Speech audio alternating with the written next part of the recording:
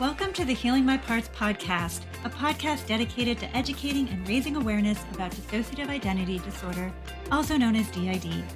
We are your hosts, the system behind Healing My Parts, which also includes parts that function as a therapist and leader in a mental health niche space.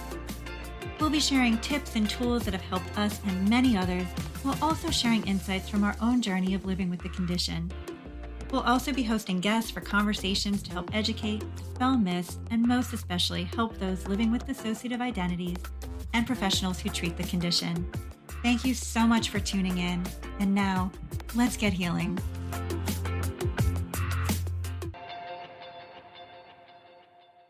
Welcome, everyone, and thank you so much for joining us today. We're so looking forward to today's conversation about diagnosis and navigating DID later in life. And we have a really special guest today who is navigating that very thing. So without any further ado, I am going to welcome Tom to the show today. And so welcome, Tom. And I wonder if you would like to just introduce yourself to listeners. Sure. My name's Tom. I'm 64-year-old, and I was recently diagnosed about 14 months ago. So I've got a little late start with things, and I'm just trying to figure it out now. It brings up a lot of questions, provides a lot of answers. So I like to share my viewpoint as an older man on how it affects me at this point in my life. Thank you so much for being willing to do that. I think one of the beautiful things about you being 14 months into the journey means that what it's like to get the diagnosis at this stage in life is really fresh for you. And you're absolutely not the only one navigating that. So it's really nice, I think, for listeners who are similarly situated to go, okay, it's not just me. Yeah. And that normalizes it a lot. Yep. I wonder if you would be willing to share a little bit about yourself and the life you built before discovering that you had DID. And then maybe talking about what was happening when your therapist suggested maybe looking into dissociation. Sure. I come from a good-sized town in New England, from a conservative family. I did all the things that probably was expected of me. I went to college, went to theology school, couldn't find a job in my preferred field, so I took a job as a temp, and I got into the business arena, and I've been there for 36 years. During that time, I got married. I have a 21-year-old daughter. I got into riding motorcycles again late in life. I started my own band. I've been going for almost 7 years. Started off conservative, and as I get older, going back to my roots with music and motorcycles and that sort of thing. What kind of led you to the place where you ended up in therapy, where your therapist was Tom? There's this thing, complex dissociation. Yeah, it was a perfect storm. It had to do with at the time, my father had died suddenly. My singer in my band left the band and guitar player, and when somebody leaves a band, it hits me hard because we get very close, and the band was excellent. She was an excellent singer. She went on to a solo career. So I was having a tough time, and I, at that time, had some thoughts of self-harm. I sent a text to my wife and daughter that I was feeling this way. They put in a call where, I don't know what you call it, like a health check.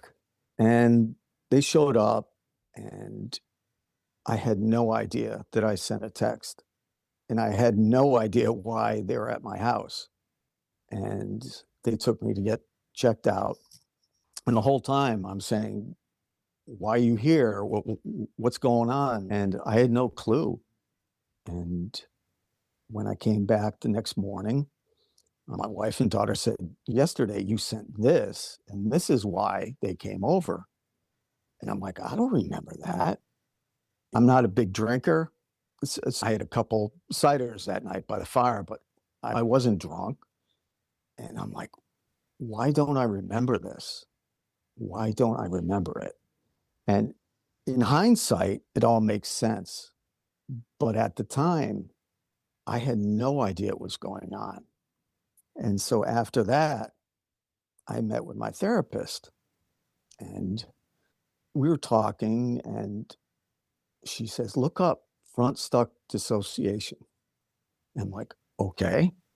And I looked it up and like, so my jaw dropped and I go, this is me? This is me? And I'm like, no, this can't be me. And looking back, I had never had such a dramatic change in personality. And I didn't understand it. And it was a good thing in a way because it was something so out of the norm and something so dramatic that it just came out.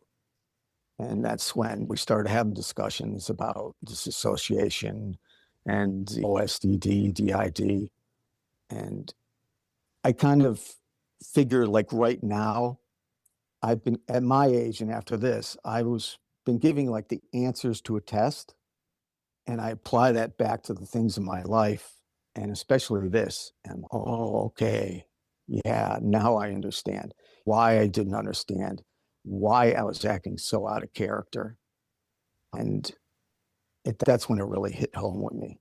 Unfortunately, it had to be something so dramatic, but there's many factors going back now thinking any type of alcohol, if you have a dissociation disorder, you switch a lot more rapidly from what I understand. And even though I only had a few hard ciders, that kind of accelerated the situation. And it turns out that that was what's known to be my protector. And so that's kind of how I found out. Looking back, there's a lot of subtle things. Like I always thought I was a jack of all trades. That oh, I was good in soccer, I was good in baseball, I was good in football, I'm good playing bass. I always thought I was a jack of all trades. I could do it all, but to look back and say, gee, I had a part that was good in this, a part that was good in that, and I would compartmentalize. So I do something and I totally forget about it. Then I go do something else. I forget about it. And so looking back at that point, a lot of the things that I just thought were that's the way I do things. And it was quite different. And I was not expecting it. So at that point, I had to learn more about it. I had to research it and understand it and understand me better. The way you describe your experience, it sounds so confusing while you're going through it. Like, from having police officers doing a wellness check and having no idea why they're there, No, getting checked out, and just I can imagine and appreciate all of the different thoughts and feelings that had to be running through your mind and your body at that point in time. yeah, it was for someone who's been through trauma all his life. There's nothing more traumatic than having that happen. And the whole time I'm like, what's going on? What's going on? And by then I had switched back. And so I'm looking at it like, hey, what's going on? And not realizing it was me. So yeah, it was very traumatic, but unfortunately, I think that was, kind of fast lane me to understanding, Yeah. you know, dissociation. The other thing that you were talking about, where you were saying I was a jack of all trades, I feel like it is so common for people who are plural and their systems to be able to be good at a number of things. So many Hmm. people will say, oh, people are like, how do you do all of the things that you do? And how do you know about that? How do you know about all of these different things? Where do you find time to get all of this done, to learn all of these things? Yeah. And I think a lot of us don't know the answer to that until the diagnosis comes. And I don't know, I don't know if you feel this way or not, but some folks will say, I don't know, can I still take credit for the stuff my other parts are doing? Because it was cool when I thought it was me. Yeah. Yeah. I know. I know. But yeah, that's what's interesting looking back. Yeah. It's like, yeah, as you mentioned, it's gee, I wish it was me. It's sometimes it's like looking at yourself as a third party. Yeah. Say, oh yeah, I did this and he did great. And then yeah, this went well and he did great. But sometimes it's kind of there's a lack of connection Yeah. where one part will do something and you did it and you're tied to it, but they're not really your memories, so to speak. They are, but they aren't. Yeah, it takes a lot of adjusting. A lot of adjusting. Yeah, the memory piece is so challenging, right? When you have moments of or times of being co-conscious and you know something happened and you're Hmm. present for it, but then you can immediately forget and it's really hard to pull up the details and you Yeah, realize, oh, it's another part.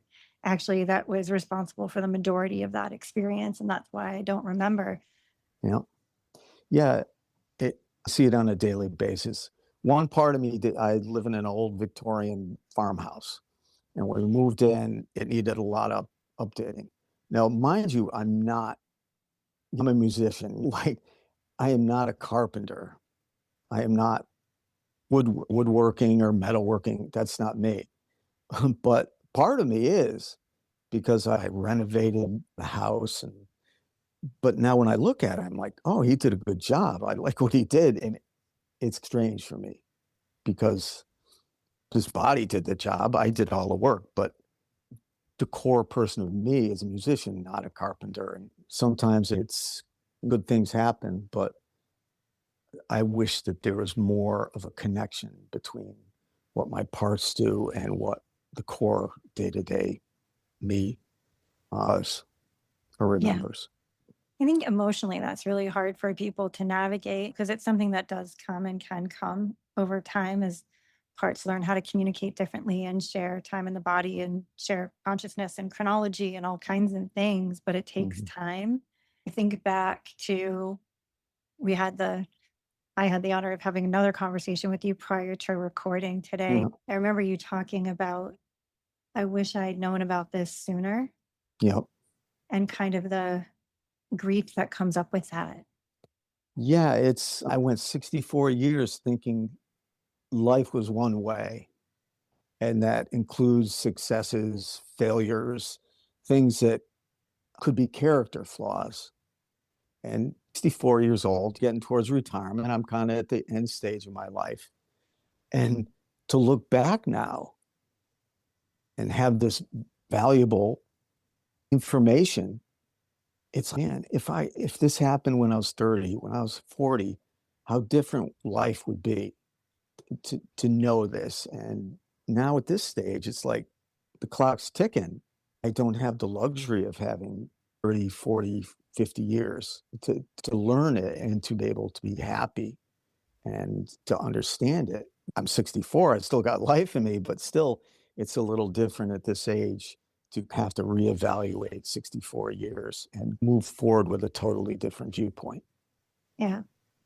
I think this is one of the reasons why it's so important for clinicians to be able to recognize the signs of complex dissociation, no Mhm. matter what type of work they're specializing in. We know that other things don't actually get better unless DID, OSDD is treated Mhm. alongside whatever it is that we're seeking help with. Yeah, And I don't know that people really have an appreciation for the level of grief that kind of comes in to play with what you're yeah, talking about right now.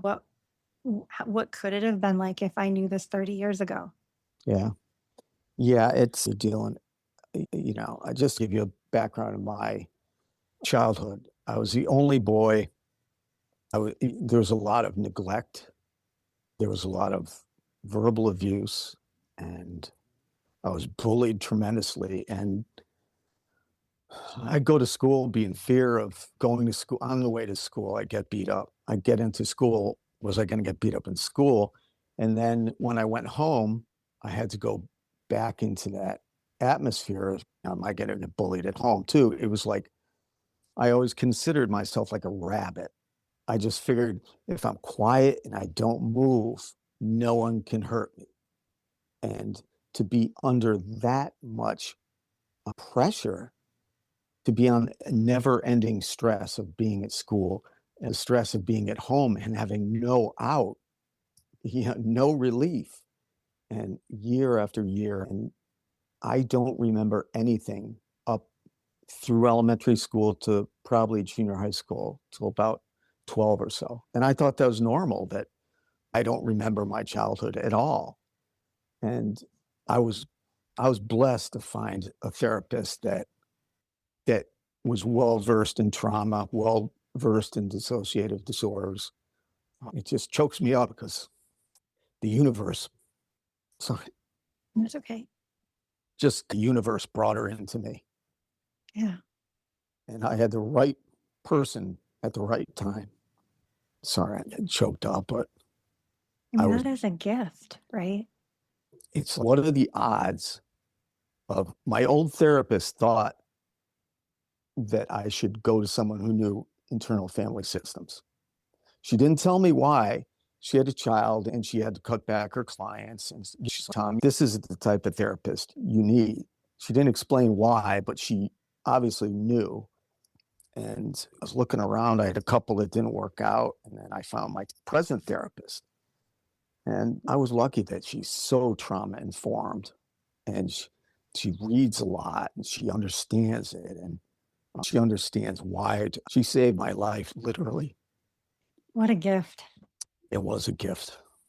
It was a gift. She's been with me for a couple of years and she knows my system very well. And she's really taught me a lot.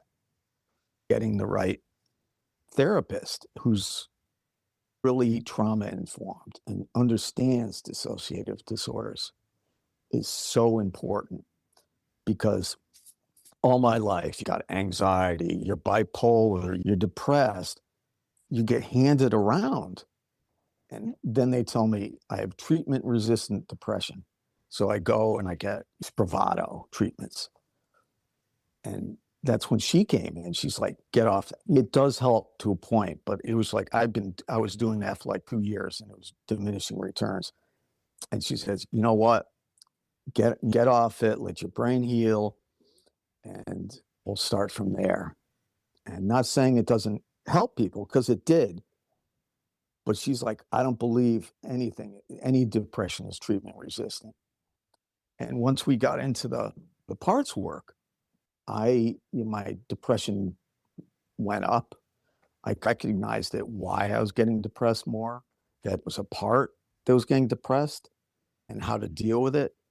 So lots of times you have to advocate for yourself. How many times I go somewhere, oh, you're bipolar, but I don't have any manic episodes. It's just a bucket you put in. So if things come up, this isn't as uncommon as people think. It's stealthy. It's meant not to be seen. It's subtle. So you really need to find someone who can spot the subtleties and let you know. So it just has to be you have to have faith in yourself and your gut and pursue what you think will be good for you rather than being told what's wrong with you. Yeah. It's so hard when you're struggling and you're looking for treatment professionals to light the way for you, but they might not have Mm-hmm. experience with dissociative disorders and don't know what the indicators are. And you do end up with this laundry list of Yeah. diagnoses when you're chasing treatments that haven't been working. Yeah. My hope is more conversations we have like this, that more and more clinicians will start to recognize, like, hey, if this person has been not really responding to treatment for a long time or who has had a number of diagnoses, that we might start to think like, hey, maybe this person has complex dissociation and let's explore Mm-hmm. that and see if some of the stuck things get unstuck. Yeah. And it takes time to find it. Most clinicians, they don't spend enough time around you to see the subtleties, to see the changes. With my therapist, I've been seeing her a couple times a week for 2 years because there was so much work to be done. And she got to be where she could catch me when I'm switching. And it's kind of interesting, but she could tell. And my wife told me that when my protector comes out, my pupils turn black. And I go, that's how you can tell. And of course, my mannerisms and the way I talk. And she caught that. My wife catches that. And I didn't even know that was happening. So it was interesting. It's like, it actually changing your physiology. Yeah. And I'm in kind of a couple online support groups. I said, hey, has anyone had this happen? You have a protector and you come out, they when when you switch into it, that your pupils turn black. And I'm like, oh yeah, mine do. And somebody even sent me a picture. But I just, I don't know. It just never ceases to amaze me, some of the things I discover. But the therapist needs to get to know you and not like, here, take this antidepressant. We'll see you in a couple weeks. Because people just spend years and years just bouncing around from one to another, trying to find an answer. And luckily, I bounced into the right person, and my life is drastically different now. I'm thinking about exactly what you're talking about. The brain is so amazing in its ability to adapt to things. But one of the really important things that you had said earlier on was how the disorder is meant to be hidden. It's a covert disorder. And I think what people often don't understand is that it's meant to be covert from us, the people that suffer from Right. it, right? Exactly. And so a lot of therapists are in business expecting clients to come through the door, sit down, and say, here's the list of things that are not working well in my life. Yeah. But we are not necessarily able to say, "Oh, I'm losing time," because when you've lost it, a lot of times you don't know that it's missing. Right. You're not aware of those switches. You're not aware of the fact that, "Oh, I'm present, but I forget everything that I've done. I have a Hmm. vague recollection that I was someplace, but I don't have the details." Those aren't things that most clients think to bring to therapy. So there's not anything that necessarily tips the therapist off. And so they do have to be really astute at paying attention to Right. body language, subtle shifts and changes in your voice, Yeah. all kinds of little things.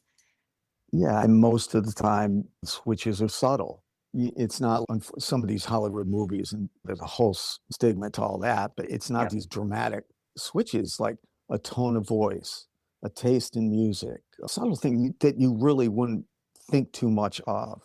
Like on my playlist, I have country and I have heavy metal. It's like they're like, Tom, that's a diverse playlist. But and then when I think about it, oh, this part likes this country music, this part likes heavy metal. So when you apply that filter to the things you do in life, it makes a lot of sense. But how would you ever know? Except in my case, things had to blow up and I had to stop and look. They had to look at me and say, something's going on here. And it's just constant discovery. I typically do a lot of vlogs just to myself or myself. And I went to a doctor's appointment and I was feeling good going there. And I came back, I was just totally different mood and everything. So I did a vlog. Whenever something stirs up, I do a vlog. And I talked and I was looking at myself and the language used, the age appropriate wording. And I go, that's new. I have never met him before. And it just, like, right in my face. I was watching it. That's a new part. I never knew I had this part. And, it's always something comes up. It's just, as you mentioned, the human mind and brain is just amazing when you think about it. That as a child, I had nowhere to go. I had no safe space, no one safe. So I turned inward, and that was the only place I could be safe. And, I escaped through daydreaming and through books and eventually music. But my brain and my mind took over and they created these different parts in order for me to deal with it. And it just astounds me how adaptable a human being can be. The strategy of using things like vlogs and watching them or voice memos, those kinds of things can be so helpful for people to identify and get to know some of the parts of their system because you'll see Yeah. those even subtle shifts in perspective. Yeah. And it can show up in therapy almost obviously in a Yeah. way, but Yeah. therapists will think about it as, oh, this person's like, quote, resistant today. So, Yeah. for example, a part that comes in and is like, I want to do some trauma processing. Mm. And so maybe you do, or maybe you're doing resourcing to get ready for it. And maybe a week or two or three later, all of a sudden the person's saying, it's a waste of time. That's over. There's no point in Mm. looking at that and I just want to live my life today. I've already lost Yeah. enough of my life. Yeah. Like that perspective shift should make people stop and wonder about complex dissociation rather than, oh, this person's just resistant. Yeah. Yeah. It's interesting that, I say I have a therapy session on a Sunday afternoon. I'm like, I'm going to go in. I want to talk about this. This is important. And all my parts are like, I'm literally vibrating because I'm all stirred up and I'm like, I can't stop at the store and get a soda or anything. And I go in there and I have something on my mind that I want to discuss. And then it's just gone. And a part comes forward that needs to talk. And I talk and then I leave. And I'm like, what the heck was what did I talk about in there? Yep. And it's like, told my therapist, I'm like, I'm going to record these. And she's like, no, you're not going to put me on YouTube or anything. No, because I go in there and whatever part has something to say, it comes out and it says it. But when I'm done, I don't know, like day to day, Tom, he doesn't know what they talked about. So I'm sure other people experience that too, where Yeah. you go in one way and your body says, no, this is what we got to talk about and do it. And so, yeah. What I've seen over time and also have experienced is that when parts inside or insiders or alters, whatever folks want to call them, it's different for Hmm. everyone, right? Yeah. When they realize that you really do recognize that they are in fact there and Yeah. they are a part of a system and you are part of a system and you're committed to it, all of a sudden it can feel a little bit like kids lining up to go out for extended recess. They're Yeah. like, here I Yeah. am, and they're ready to show up in therapy and they're ready to do work and they're ready to start communicating. Yeah. It can also take a long time for that to come into place, but that vibrating sensation that you're talking about, where parts are crying for, can I have the front Yeah. for this It- session? yeah. It's like everyone's pushing each other out of the way. No, no, me, I'm going. And it's not until I actually get in there. I had one recently that when my father died, I've shattered in fragments many times in my life. But when my father died, it just blew up. Whatever fragments it just blew up. And that part is still grieving and hurting. And when I went to therapy, I had something else I want to talk about. I went in there and I just totally caved in. I was crying and all these memories all these feelings. It came out of nowhere. I had no inkling that was in me. Even my therapist was like, couldn't, it's just happened. It was just tsunami of emotion. And, but it was needed because that part has been hidden because it's very devastated. And after that, felt better. It felt great to just get all that pain out. So you never know. I always say, whoever needs to say something, this is your time. And I guess that part wanted to be front and center that day. That's such a great example for people who struggle to understand how parts can share an experience, but they hold different aspects of it, right? You knew your dad passed away, but you didn't have those emotions, but this other part had all that emotion. No, yeah, I tend to be fragmented with emotions. My emotions are very fragmented. Sometimes I don't know when that's going to be up front, but we found that it helps when you have these strong emotional times to have another part put their hand on their shoulder, hold their hand, comfort them, talk to them, brother, it's all right. That makes a big difference Yeah. internally, to know that another part is comforting that part.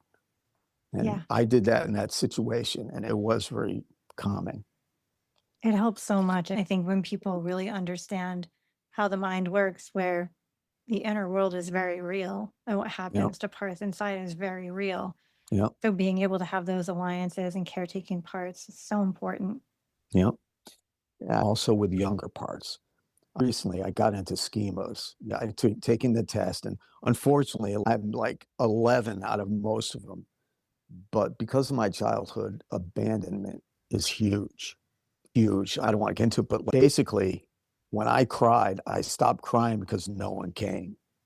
And so that is huge to me. I'm always afraid that somebody's going to leave me all the time. I work from home. It's like when my wife goes to work, my daughter goes to school, it's really hard for me to be calm because I feel like they're not going to come back. But that's like that little boy in me. And I had to learn how to calm that little boy, that they are coming back and they aren't leaving me. But that all fits into that abandonment schema. And unfortunately, when that's part of what makes you, lots of times I've sabotaged relationships saying, I'm going to get you before you get me. And it's a big one. It's a big one. But once again, if you know what it is, you can work on it and you can help yourself with it. But yeah. That actually brings me to another thought, which is you've been a professional for a long time in the Mhm. business world. Yeah. Are you noticing a difference now that you know that you have DID versus before? What happens at work? Are your parts showing up? Were they showing up before? Uh, They show up now? Like, what does your work life look like? yeah. I tell you, I feel like a substitute teacher sometimes. You go in there and all the kids are just taking advantage of you, or kindergarten cop. But I go and I have like business time and I can't have any distractions. I like to have talks going on, podcasts in the background.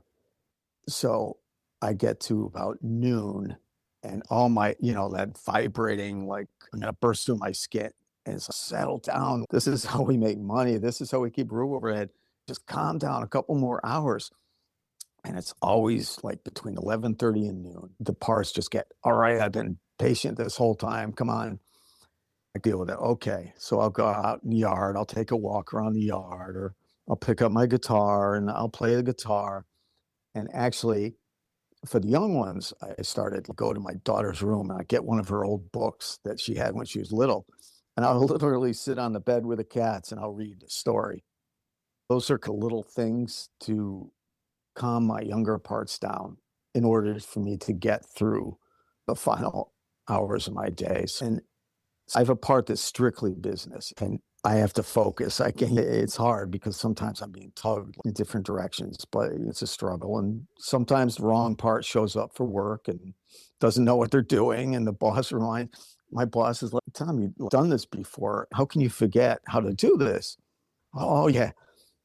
So there are times where like, the wrong part shows up for work and somehow I have to wing it and get through it. It can be tricky at times, but so far so good. It sounds like you're doing a great job with your parts, especially as you guys are figuring out how to work together and do we need a schedule or whatever. I think what you were talking about and reading a story, Mhm. a little can go such a long way. It can. I Yep. recall for some parts, I recall a therapist suggesting that, and I remember thinking a while back, like, it's hard for me to imagine how picking up a book on Sesame Street and grabbing a stuffy at 1 o'clock in the afternoon when I need to be doing 637 other things Yeah. going to make a difference. But you know what? It's like sometimes that 10 minutes makes all the difference in the world, and you're less likely to get hijacked. Yeah. Yeah, it's like I was just searching for ways to get everybody to kinda settle down. I said, if my daughter Yeah. comes home and I'm sitting on the bed reading Ninja Cats, might be some questions, but hey, I'll give it a try and it works. So if it works, I'll go with it. I But, think I think sometimes people are surprised at what can work or the simplicity of things that can make such a huge difference. And yeah, making time for parts and sharing time in the body is so important and so hard though when you are working full time. yeah, yeah, and it's a struggle day to day, but I've kind of found it, like juggling balls, like found a way to get through it to the end of the day. And you get to the end of the day and everybody's running to the door. Everyone's do this, and then it's like chaos because the doors are open at recess, and so it can be kind of chaotic after work or on weekends and stuff. But got to get through work, got to get it done. They deserve their time too. That's such a life-changing realization for a lot of people where you can get to the place of exactly what you said, like they deserve time too. They've been around all along, whether somebody recognizes them during that time or not. Yeah, it's like I said, being late diagnosed, like I have to rethink my whole way of thinking about things. 3 years ago, you couldn't tell me I'd be sitting there trying to figure these things out, how to get through the days and the reality of it. Like I have a younger part that likes to be read a book, and I have this part that likes to play a guitar. But once you open up your eyes to what the reality is now, it makes it much better and your life gets a little richer. Has it shifted at all how you experience creativity and performance, given that you are a musician? Has it changed your music at all? Yeah, it can be a challenge. I started playing guitar when I was 15. I became a professional musician when I was 19. So music has always been a part of my life, and that is like my soul. That is my purpose. Now, business I got into because I had to pay bills and all that, but my heart is a musician. But I started my own band because at the time I didn't know why I just didn't fit in. I just didn't fit in. So I said, okay, I'm gonna make I'm gonna start my own band, and how can I not fit into my own band? So I created a band and it got really good, but I pushed myself really hard. And I would push band members to be push themselves very hard. And it turned out to be like a protector that was running the band because you have to be very thick skinned. You have to put a lot of work in. So this particular part was very demanding, very hard. And the band was very good and we did a lot, but I wish there was another part. I wish I could have enjoyed the music more. And finally, I got to the point where I said to my friend, the drummer, you handle the folks in the band. I'll just do the business end. But I found a lot of drive through it. And once I kind of went through that time in the fall of 24, that it really changed me how I approach my music. Much more human, not as demanding. I played bass. I put the bass down. I decided I'm going to go back to guitar, taking guitar lessons. I went from being in the background of the band. Now I'm a singer and the guitar player out front. So it kind of gave me an opportunity to kind of reinvent myself. And it was like time for a change. This is a new thing for me, a new way of life. And I'm going to try something new. So at 63, I decided to ditch the instrument that I played for 49 years. I started something else, start from the beginning. So that was good. The problems I have is that there's times where that musical part doesn't want to come out. And I'll sit in the living room, I'm looking at the guitar's looking at me, and there's no chemistry. And like, come on, come on. So sometimes that part just doesn't want to play. It doesn't want to come out. But when it does come out, it's wonderful and I enjoy it. So the challenge is now is I would like that part to be out more because that's what makes us happy. And the challenge is sometimes it just doesn't want to come out. And it's very frustrating. But it's just it can be a struggle. Yeah. Oh, for sure. All of the therapist parts of my system are like, I'm so curious about the part that doesn't want to come out that can Mhm. play the guitar, and all the Well, rest of you wanting to hear it. it's a very emotional part. So Yeah. to play music, it's emotion, Yeah. expression. So if there's something going on, it's like I don't dare pick up the guitar because all this is going to come out. So there's a lot of emotional tie-ins, and sometimes I just don't want to have that out because something might come out of me. Yeah. I think pacing is important for everyone, right? It sounds like Mhm. pay pretty close attention to that, which can be a really great thing. Yeah, and A lot of people who are systems will go through phases perpetually, actually, of doubt and denial. And it doesn't matter how long you've had your diagnosis. I feel yeah. like every single last system that I know, including my own, will go, you ever have this though? What has navigating that been like for you? From the first time I looked up front, stuck dissociation, I wish I had a picture of the look on my face. And no, this is me. This is me.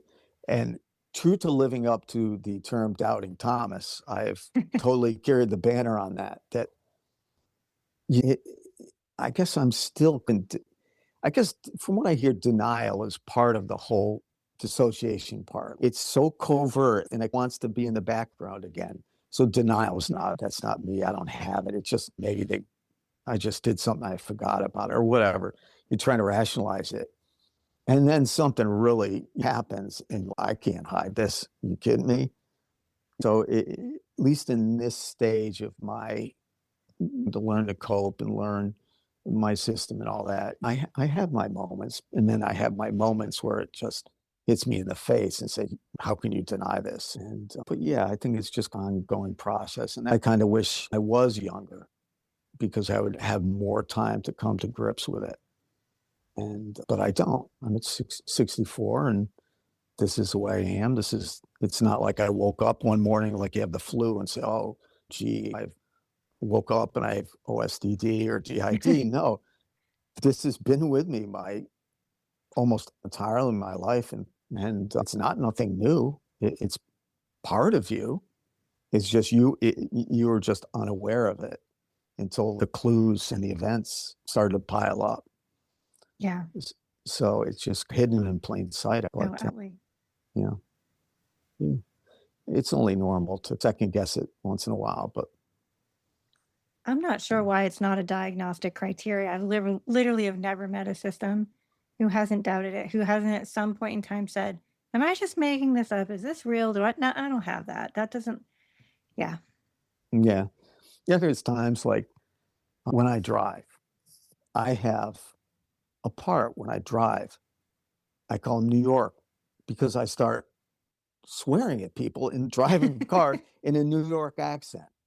And I get that New York type of humor. And like, I can't make this stuff up. Where did Yep. that come from? There's times that I just can't deny it. And that with that, when it's always when I'm driving, it's always when I'm in traffic. And he comes out and the time with the vlog there, where it was a part I never knew I had.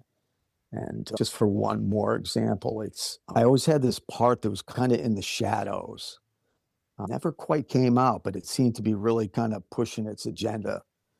And finally, I sat down with my therapist, and I don't know, she kind of got it to come forward. I'm sitting there, and it it felt like one of these ghost movies where like, somebody's sitting there, and it shows like kind of slipping into the body, and you Yeah. feel it coming up your body, and then it comes to your face and just using mannerisms and moving my hands like I had never done it before. I'm like, whoa, those types of moments snap you out of that denial pretty fast. I'm sure it'll probably subside once I've spent more time learning how to live with it. But I have those holy Moses type moments once in a while.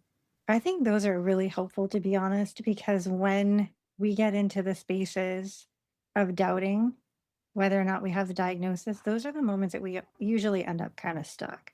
There isn't a lot of, there, not many places we can go therapeutically when we're like, "Oh, I don't know if this is real," Yeah. versus when we're just like, "Oh, yeah, this is a thing." And if we have something in our history that has happened that seems undeniable, whether it is clearly hearing a voice or having an experience, all of a sudden swearing in a New York accent while Yeah. driving, that kind of thing, Yeah. it helps, I think, when you're doubting it to recall those things and go, "Oh, yeah, there Yeah. it is." So we Yeah. can just stay on track with healing and living as collaboratively as possible with our Yeah. insiders. Yeah. And it's what I find is difficult. If day to day you're with singles and you're not going to know somebody if they have DID or you're not going to know, but you're around singles and you tend to, I think, pull back more. Like you suppress it and you try to be like all the other people. Yep. And I've just gotten to the point where I don't want to be that way. I just want to be authentically me because you tend to push it on the back burner. You, Yep. you doubt it more because you want to fit in with the people you're around day to day. And that's why I've been looking for a community to be with. I'm looking for people like myself because I want to be myself. I was 64 years with it, not authentically being myself. I was putting on a role for this and putting on a role for that. So I think day-to-day life sometimes makes you deny it or put it on a back burner Yeah. because you have to behave like people who aren't. So, Masking is exhausting, I think, mhm, for just about every system. And there yep, is something really beautiful about feeling like you can show up yeah, authentically, you, yep, plural. And there is something really beautiful about friendships with other systems because yep, there's that acknowledgement of, oh, yeah, that happens to me too. yeah, Or seeing other parts coming out and conversing with them and being friends, or yeah, your littles are friends with their littles. It's really a beautiful experience. And it is something I don't know that single identity folks really appreciate, unless they happen to be single identity folks that have expertise in treating folks who have DID, right? Or are yep, really dedicated to learning about it, then they might. But yep. there is something really beautiful about that experience. It is, yeah. I was telling my wife and daughter, like, I feel like a unicorn. Here, I'm in conservative New England, and so I feel like I'm the only one of my kind. And to be honest with you, aging is isolating. As you get older, your friends move away, and I'm seeing your friends die. The place, so aging itself is isolating.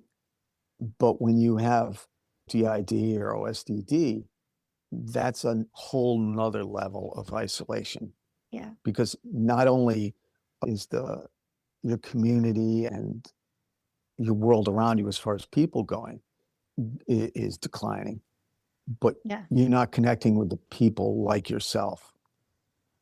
So I'm always saying, man, I wish I met someone like me that I could just say these things and they get it. They know what I'm talking about.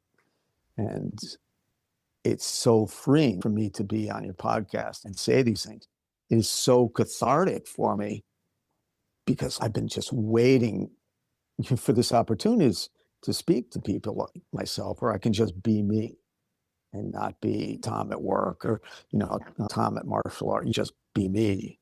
Yeah. And so it's just refreshing and it's freeing. If I remember correctly, you have not yet been to the Healing Together conference, right? In Orlando? No, I have not. And I would like to go. I would like to be involved Yeah. with things within the community because I see the effect it has on my spirit Yeah. because there's so many aspects and it's a wonderful thing. It really is. I don't feel ashamed of it or hampered by it. I think it's incredible Yeah. that my doctor told me one time I've survived things that most people wouldn't. Yes. Like Yes. most people who've been through the things that I've been through would be gone. Yeah. And I feel blessed that my body has adapted to let me survive, has let me to get to be where I'm 64 years old and finally starting to understand my life at this point, looking back. But as you mentioned earlier, there's a there is a lot of grief for the little boy. I grieve for the 13-year-old. Sorry, I get choked up, but there's a lot of sadness and empathy for those parts that I wish this me was back then to protect them. But they are with me. And I tell them, don't worry, I'm not going to leave you. I'm always here for you. So in the end, but it hurts to look back and see how you were treated, but you survived and you lived to another day and you got to be older. Yeah. You got the privilege of living till 64. So I got to make the best of it. I think when people really finally understand what DID and OSDD actually is, it's really incredible. And you It is. can develop such a love and appreciation for the parts that got us through. And you're so Mhm. right. Aging is actually a privilege. It is. And some people do take it for granted. But when you really take a step back and look at what your body and brain did to get here, it's Mhm. beyond just remarkable. Yeah. And to be able to treat all those parts of self with and self states with just exquisite care and gratitude and Yeah. love, it becomes life changing in and of itself. Yeah. And it's just attests to the power of the human spirit. Yeah. Yeah. That your spirit just never gave up. It adapted, it learned, it masked, but your spirit never gave up. And I think that the people that go through the things possibly that I went through are very strong people Yeah. Yeah. because they didn't give up. They hung in there. They learned how to cope. Their mind learned how to cope, and they survived. Yeah. And I just want to touch a little bit on there was something like there was always something. I went through things, neglect and bullying and all that, but I always knew that there was more. There was always this something is there. I know it. I know it. And one morning I got up and all these memories came out. And oh my God, there was sexual abuse. And I I had no clue.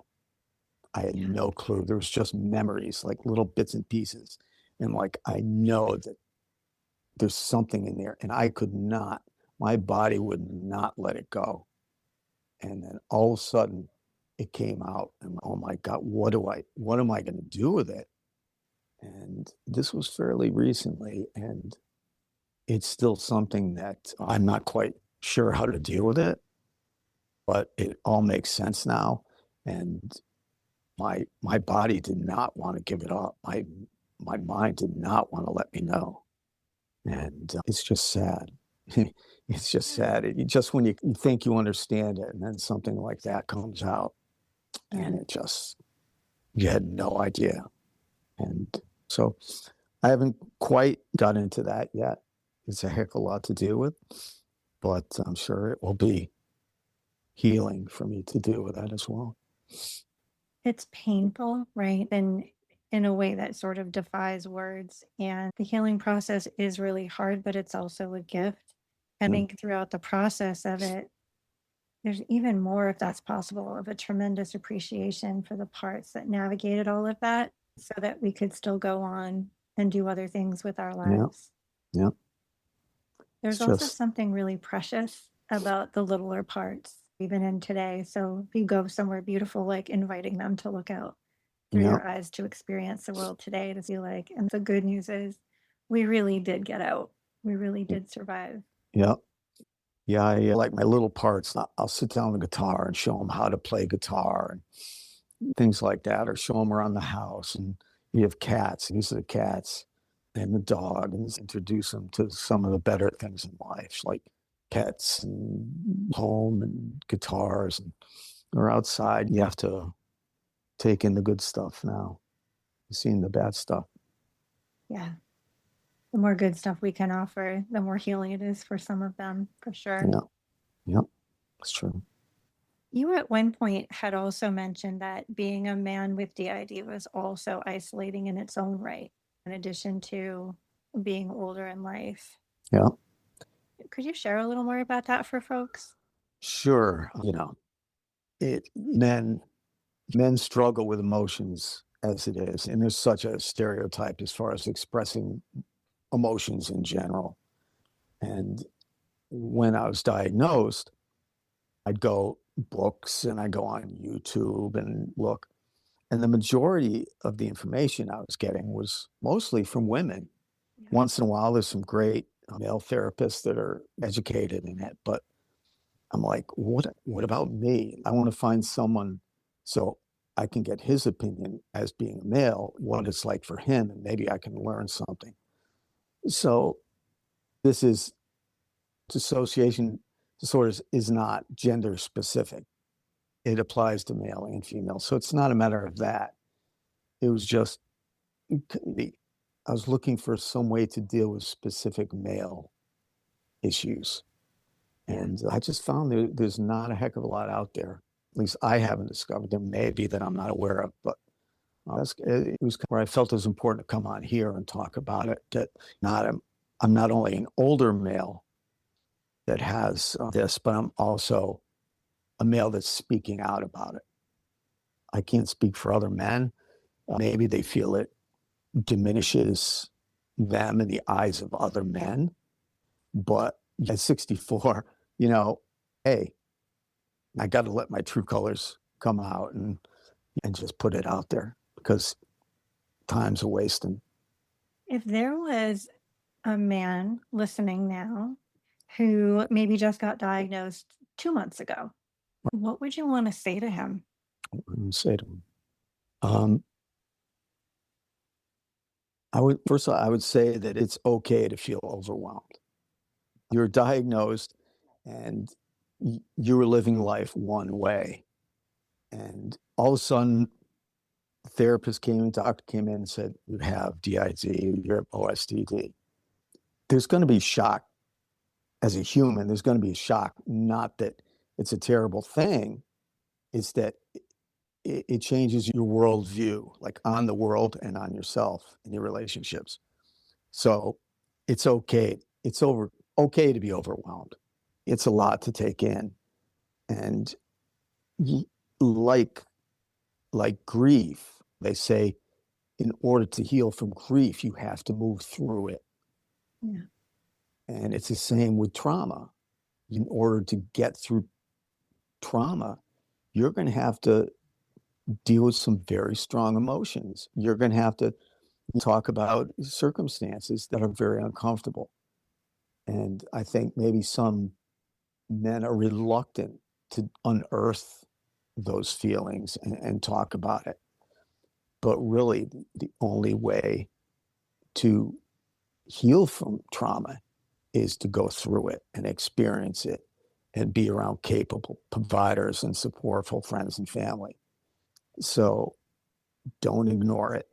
Don't stuff it down, because before I was diagnosed, I ride a Harley Davidson. I was really, really into biker culture, and I was doing some really risky things, but I was pushing it down. My father's death, I was pushing it down, and then I couldn't you couldn't hold it down anymore. So it's going to come up sooner or later. Just take it easy on yourself. It's not a small thing, and it's okay to talk about it. Find someone you trust and take it slowly. Because like I said, this is not a female thing. This is not a male thing. This is a human thing. Yeah. Approach it as a human that wants to be healed rather than a man giving a false front. Not saying that you go outside and you're teary or whatever, but it's okay to feel it. It's okay to process it. You're not less of a man. Yeah. You're actually more of a man because you're facing it and you're owning it and you're saying, I'm going to get through this. I'm going to get better. I'm not going to let what other people think of me stop me from healing after all these years. So that would be my advice. That's beautiful advice.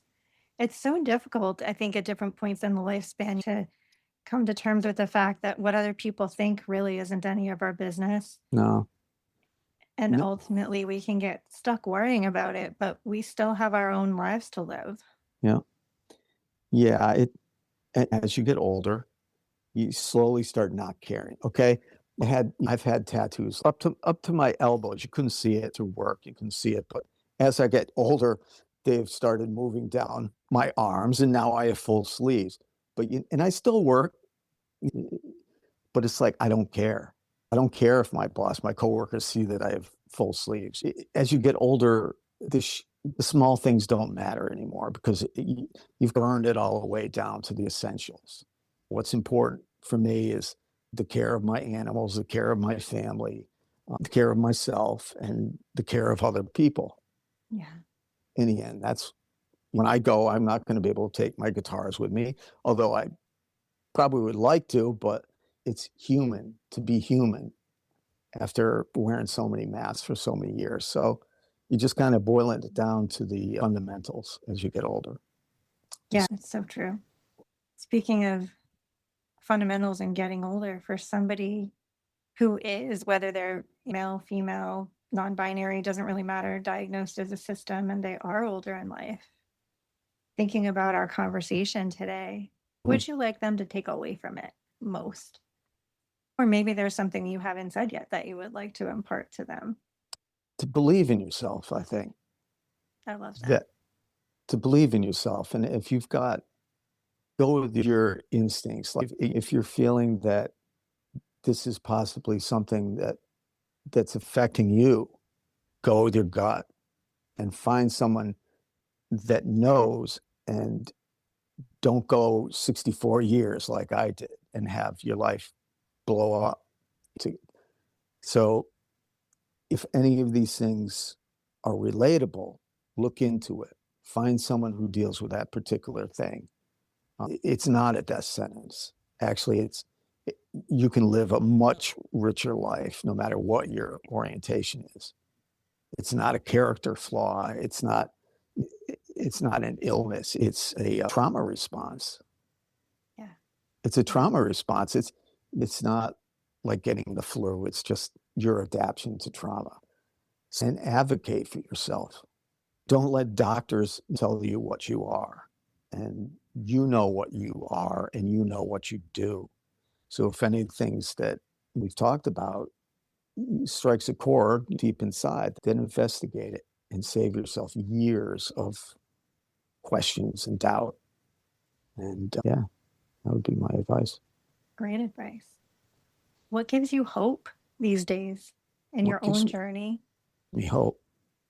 What gives me hope is that I'm starting to enjoy things or feel things that I never felt before. For example, for years, I've been driven on cortisol and adrenaline. And once I've worked through some of the traumas and the triggers, like this weekend, I was saying to my wife, I'm like, I don't know if I'm just tired, or is this being relaxed? Is this what relaxed feels like? And it's at my age, this is like the first time I felt relaxed. And think about it. Just like no pressures and relaxed. And that gives me hope that there is something that I haven't experienced before. And I'm not driven by the thrill of the dopamine, the thrill of the adrenaline. And I can sit down and I can make music that's calming. I don't have to be playing metal guitar. It's just all the nuances that you start to feel in life, and your personal relationships get a little warmer, and the way you talk to your people are a little more thoughtful or gentle. That gives me hope that I can be a warmer, gentler person than I used to be, and a more human person, most of all, than I was previously. As I said, I was a pretty tough cookie. And now I don't feel like I have to be a tough cookie. I can just be me. I can be gentle. I can be kind, but I'm still a man. It doesn't diminish that I'm a man. It just makes me a more human, well-rounded man. And so that gives me hope that there's still opportunities out there for me, and people out there like me. That gives me hope that I can kind of put some things behind me, and there's something for me to reach for. Yeah. I really love what you're talking about, especially this idea of as you learn more of your own story, your own history, and that becomes more and more complete, how you're becoming more expansive. Yeah. You don't have to always be in a protective kind of mode. Yeah. Yeah. I mean, and a lot of it's compassion. Yeah. Like compassion for yourself, to look at the things that you went through, the things that happened to you, and be compassionate to that part, to hold its hand, to be the person that person didn't have. Compassion. And to have that compassion towards yourself finally, and not be driving yourself into the ground. To be compassionate, say, okay, it's okay for me to back off and just watch the birds in the backyard or whatever. So compassion is big. And once you show compassion to yourself, you'll start showing more compassion to others. And that's where it's at. Yeah. Yeah, that's where it's at. We're all human, and we all want to connect with other humans. So that's what has meaning to me. Oh, I love that. Thank you so So much for this conversation today. It's no, been you're really, welcome. really beautiful. Thank you. It was fantastic coming on and speaking with you. And hopefully I've, touched somebody out there that this they can relate to and hopefully help someone, because I kind of like to, use my life experience and what I've been through with this to help somebody else, just lifting somebody up. That's what's important to me. If people wanted to reach out to connect with you, is there a hmm way for them to do that? Sure. I think at first they could contact you and you can move it on and Sure. move it on to me. I would love to talk to anyone. Like I said, I'm looking for community. I'd be happy to give people any insight on maybe what's going on with them and situations. Like I'm here to Yeah. connect. So Perfect. they could reach out to you and then contact me and we can take it from there. That sounds great. I will put my email and Instagram account in show notes, and folks who are interested in connecting, just let me know and I will make that happen. It's awesome. To everyone listening, we hope you enjoyed today's episode. If you're a system, we hope you feel affirmed and encouraged to find spaces where you can be authentically used. If you're a therapist or loved one, we hope that today's episode brought some helpful insights for you. If you're looking for some nuggets around healing, please join us on our Instagram at Healing My Parts. Or if you're looking for system informed writing, you can subscribe to our Substack at healingmyparts.substack.com. And for services, workshops, and consults, check out our website at healingmyparts.org. And until next time, let's keep healing. Thank you for tuning in. You can find our blog on Substack at healingmyparts.substack.com and on Instagram at healingmyparts. Just a disclaimer, any information shared in this podcast is not a substitute for professional therapy or behavioral health care, nor does listening to the podcast constitute a therapist-client relationship. Please be sure to take extra good care of you. And until next time, keep healing and thriving.